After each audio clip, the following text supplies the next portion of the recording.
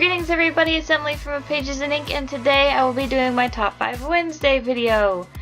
I'm also going to be doing a couple other videos today because Wednesday is my usual video day and I record and post all the videos that I make because the rest of the week I'm usually pretty busy.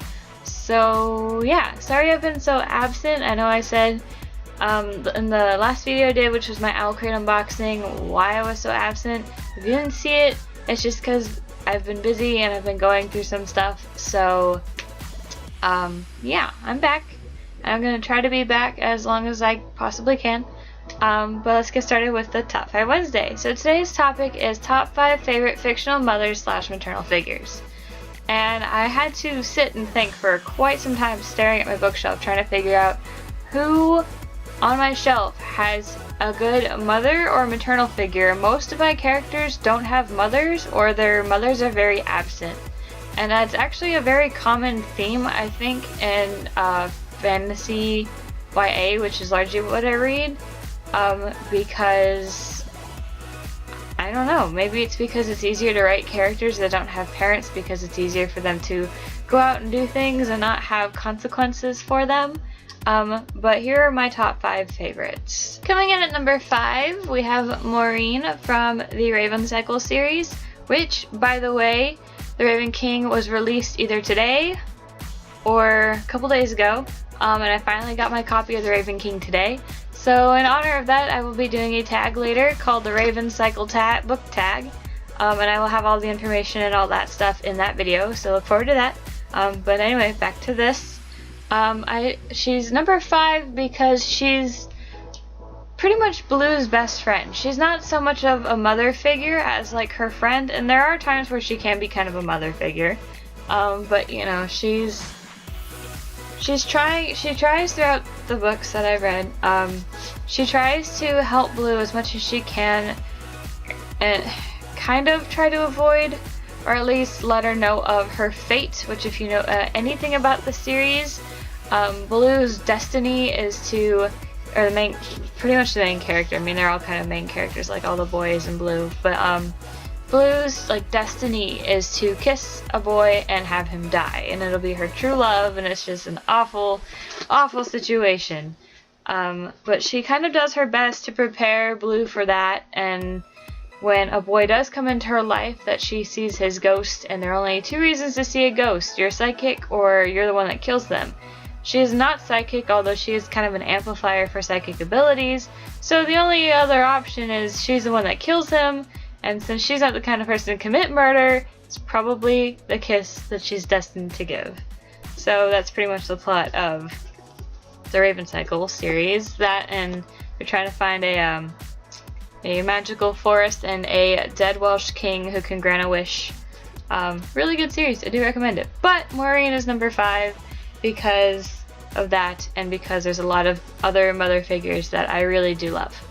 So coming in at number 4, we have Hazel Grace Lancaster's mother from The Fault in Our Stars, because she's, at least, I haven't actually read the book, so that's going to be a problem, but in the movies, she's very supportive, and I'm assuming it's the same in the book, so I don't see why they would change the mother's attitude.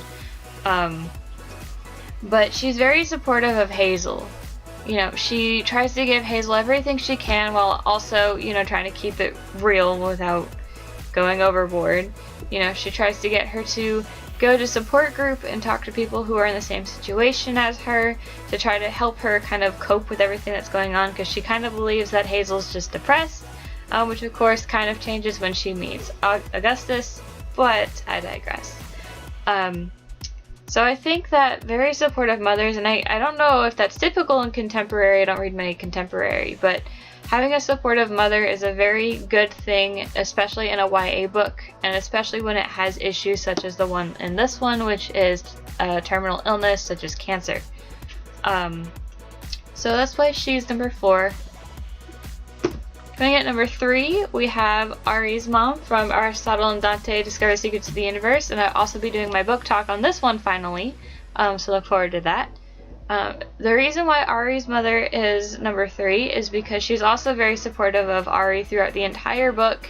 She does her best to kind of help him, you know, stay true to who he is and also kind of tries to get him to realize his certain feelings about a certain situation, and also tries her best to kind of keep him out of prison, which is where his older brother is, but they don't talk about that. And eventually they come to terms, like his mother and Ari, and also Ari's dad, with the fact that they need to talk to Ari about his brother because it's driving him nuts. Which I will talk about in here in the video for this. Anyway, but I like that she's also a very supportive mother. Again, this is another contemporary. I also like that she is Ari's mother, but she also kind of borderlines, you know, the mother friendship kind of thing, and that's why I picked her for 3. This video isn't very in-depth because a lot of these I haven't read in a while, except for Arsenal and Dante. So it's kind of, you know, very general. That and a lot of books, like I said, don't actually have very strong or really present mother figures. So it's a little difficult. Next is Jocelyn from the Mortal Instruments series. And the reason why she's number 2 is because she loves her daughter so much that in order to protect her, she drinks a potion which renders her unconscious. And she pretty much falls into the hands of her ex-husband, who is also her kind of mortal enemy in a way. Yeah, this series is very complicated. If you know nothing about this series, it's very complicated. But I feel like, you know, in a world such as this, having a mother that will do anything to protect you is a good thing. But it also kind of starts the plot for the entire first book. No, and second book, because they also try to help her in that one.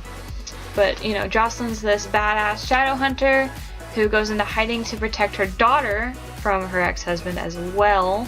And then he finds her again, and that's when she takes the potion that renders her unconscious. And her ex-husband is able to get her. Well, I guess they're technically not divorced, because he thought she was dead, and she thought he was dead. So, yeah. Moving on. Now, number 1 is not a mother. She is a maternal figure, and she is probably the best, or at least my favorite maternal figure, and that is Nelly from the Chronicles of Vladimir Todd by Zachary Brewer, because she does everything she possibly can for Vlad. You know, she sneaks blood from the hospital, which if she got caught, people would think she's totally weird. You know, she takes the clothes that are covered in blood to dry cleaning, and they just kind of look at her like, what's going on? You know, she protects his secret, she takes care of him as if he were her own, and Nelly, he calls her Aunt Nelly because she was his mother's best friend. And, they're not even related, it's just best friend. So she's taking care of somebody that's not even her blood, and loves him as if he were her own, and I think that's fantastic. And she does a really good job, and something terrible happens, which I won't talk about, not even in this book, it's in a later book. If you've read the series, hopefully you know what I'm talking about. But, you know, so I feel like because of who Nelly is, she deserves the number 1 spot on favorite fictional mothers / maternal figures. Because she deserves to be a mother, even if it's just for Vlad. And that is the last book in my top 5. It was kind of weak today. I'm sorry. I'm still trying to get back into the swing of this kind of thing. I will also have quite a few videos today. I'm currently working on Uprooted by Nomi Novisk, I think. Yes. And it's been kind of slow going just because I haven't really felt like reading. I've been more in a movie mood. It's more of mindless watching something because of things going on. So it's slow going. It is a good book, and I really hope that it picks up enough that I want to like glue my face to it, because otherwise it's probably not going to get a good review, and I want to give it a good review. So yeah. Yeah, so that's all I have for you right now. I will be working on my other videos, and you'll see those soon, hopefully. Thank you guys so much for watching. Please be patient with me, and thank you for sticking with me even though I've been gone for a couple weeks.